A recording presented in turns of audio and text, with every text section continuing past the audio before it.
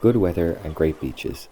This summer has seen West Cork beaches as busy as ever, with locals and tourists alike heading to the shore to paddle, swim, surf, and more. While it can look like the calmest place on the planet at times, the sea is a dangerous place and requires constant attention. So my name is Audrey OLeary.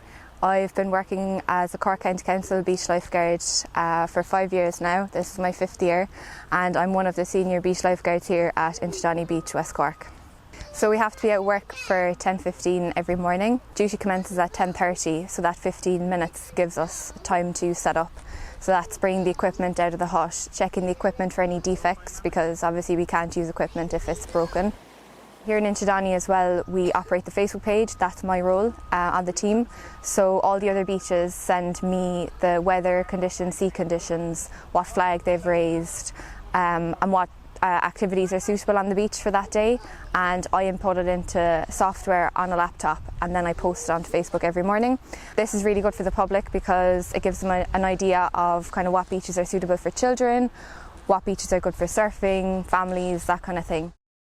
Then the beach lifeguards bring the boards and the flags down to the beach, ready for 10:30 to start working. Beach lifeguards are there to help, but what can we do when we get to the beach? My name is Meetroshino Donovan, and I've been a lifeguard on Barley Cove Beach for 7 years, and I've been involved with teaching water safety for about 8. The first thing I suppose is to arrive at a beach that is lifeguarded. So there's 13 beaches across Cork County, so it's from Youghal down here to us in Mizenhead. And also arrive within the times of duty. So we work every day between 10:30 and 7. Then I suppose when you arrive at the beach, look out for information signs. So these could be blue flag information signs, but also warning signs for things like rip currents or cliffs and that. When you do go swimming, it's very important to swim between the red over yellow flags. So every morning when we arrive at work, we look at the sea, we look at the conditions, and we decide where to put what we call our patrol zone, which is marked by the red over yellow flags. So swimming between these as well, we're also there like from 10:30 till 7 patrolling that area. So that's why it's the safest place to swim. The sea is a powerful force, and it's important to be aware of the different ways it can pose danger. So the main one would be a rip current. So rip currents are kind of like rivers that kind of go out to sea. So on wavy days, or even when there's no waves, the water might be moving in towards the beach, and this water, like, it needs somewhere to go. So it uses like the path of what, like, least resistance, or like the easiest way for the water to get out to sea. And that's in rip currents. So these are generally along like the side of rocks or along the sides of sandbanks. So you might spot them because they kind of churn up the sand when when the water's going back out. And also they can look like the calmest parts of I suppose, that when you come down to the beach where there's no waves breaking. And I think that's why often people think they're safest, because it looks nice and calm, but actually it's quite the opposite. You're safer in the breaking waves because they'll push you towards the shore. And if somebody is caught in a rip current, is there anything they can do to kind of help themselves? I suppose most importantly is don't panic. Don't try swim against a rip current. Even the strongest of swimmers, like even lifeguards, we can't really swim against rip currents. So the most important thing is to stay calm.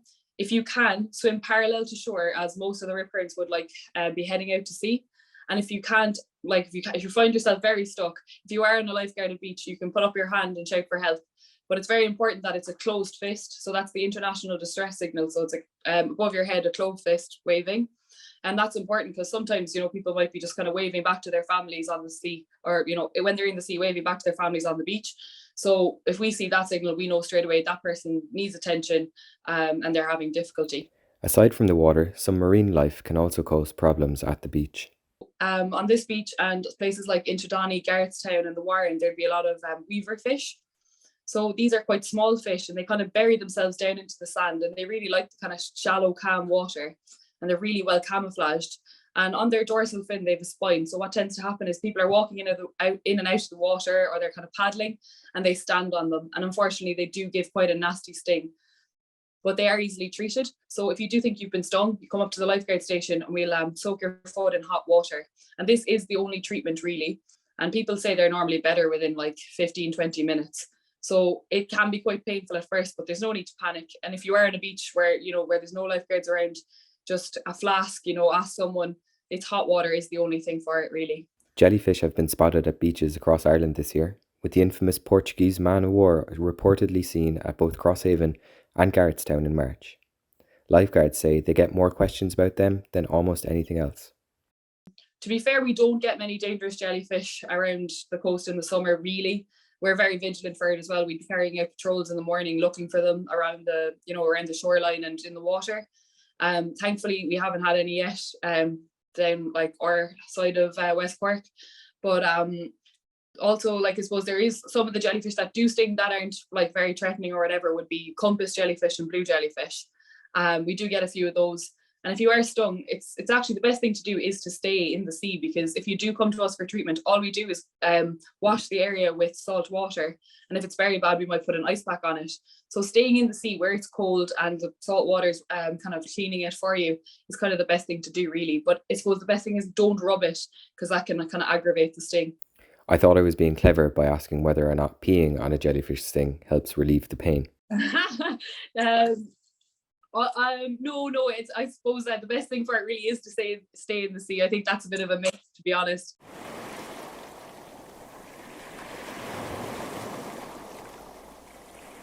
I'm Conor Boyle. I'm from Cork in West Cork. I've been lifeguarding for 4 years, and I've also been a water safety instructor for 5 years now. Conor says that lifeguarding is something you generally get into from a young age. The reasons why I became a lifeguard started when I was very young, when I progressed through the water safety levels and the surf lifesaving levels. I started off when I was 8 years old, surf lifesaving, and then during the summer weeks program that water safety does, I went through the levels of safety, survivals, and rescues. And then when I became 16, I applied to do the beach guard course. And then after that, the year after that, I applied to the beach guard service. So since then, and doing water safety, surf lifesaving, I've always been involved and interested and want to be a lifeguard. And I live right beside the sea. I do sailing as well, and I do swimming all the time, indoors and outdoors.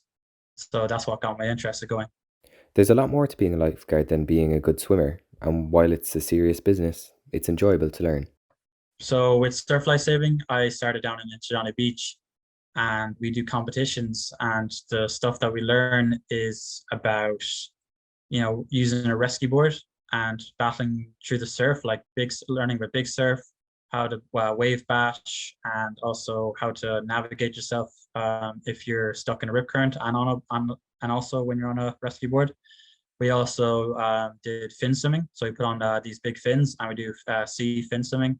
We also do sand racing, so sprinting on the beach on the sand.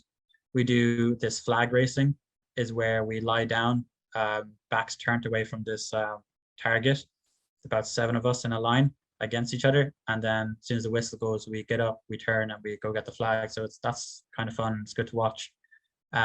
We also, without a rescue board, just normal swimming without fins, just training ourselves, endurance training in the big waves and surf. And the instructors will also see if we're capable to getting out of rip currents and different sizes of waves. Water Safety Ireland run courses throughout the year for those who are interested in becoming a lifeguard. From the ages of 4 to 19 years old is the target, but anyone can do the courses from any age. But that's the target range. And from 4 years old, we go down to the beach and we teach children swimming lessons, but in the sea. So they have their wetsuits on, and we use these floats, and we teach them normal breaststroke, side stroke, inverted breaststroke, front crawl, butterfly, and backstroke. And we also teach them the safety elements of the beach to do with lifeguarding and water safety. And then when they get a bit older, around 12 years old, they then move up to the safety levels, and that's when they learn CPR, putting people into a recovery position, using AED at a very young age as well. So a 12-year-old can definitely use an AED 100%, and the prompts are there to tell you as well, the voice out of the AED. Also during when they're at that age and they're up to 19 years old, they're taught how to do rescues with non-contact and contact. So we use floats, we use rescue tubes, and then if it becomes more serious, we also teach young adults when they get to Rescue 3, how to do spinal management. Back at Inchydoney, the Inshore Lifeboat Association offers support to the lifeguards, and there are many other lifeboat teams across the county and country who do the same, most of which are run by volunteers.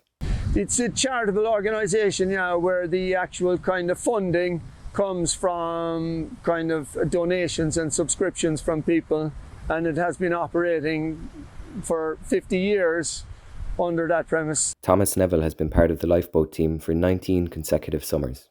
It's the community of Clonakilty and Inchydoney that keep this boat on the water.